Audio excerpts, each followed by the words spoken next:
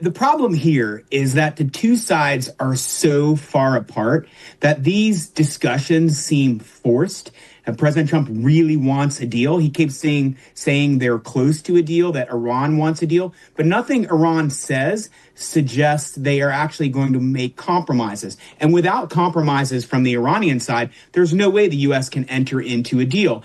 For instance, Iran has not even conceded that they're not going to pursue a nuclear weapons program. They haven't agreed to transfer out the approximately 440 kilograms of enriched uranium that remains inside Iran. Also, Iran is making demands that I can't believe the U.S. would ever agree to, like releasing all of their frozen funds, like the U.S. paying reparations, the U.S. paying money to Iran because of the war, and also that all U.S. soldiers and bases must leave the Middle East. Again, these are non-starters for the U.S. So until they're closer together in terms of their viewpoints, I don't think there's going to be much success from these talks, and it's easy for one side or the other to refuse to even go.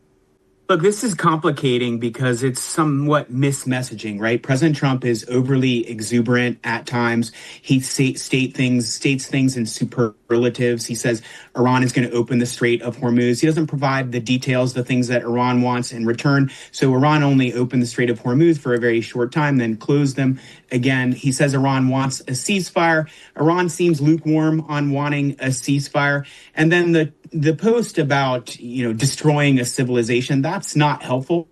What we're trying to do actually is win the hearts and minds of the Iranian people. Yes, we're at war with the regime. We want the regime to go away. But it's very important for what comes next that actually the Iranian people trust the United States, don't think we're trying to destroy a 3,000-year-old civilization. I would also say that doing foreign policy and diplomacy through tweets and social media posts isn't helpful because we're talking about very complicated subjects and you have a very limited amount of space and for words about these issues. And so it doesn't lend itself to the nuances of what has to happen here. And this is a very complicated, difficult negotiation with Iran that needs to take place behind closed doors. And so sometimes these Truth Social posts are not helpful because they confuse people about what the U.S. intends.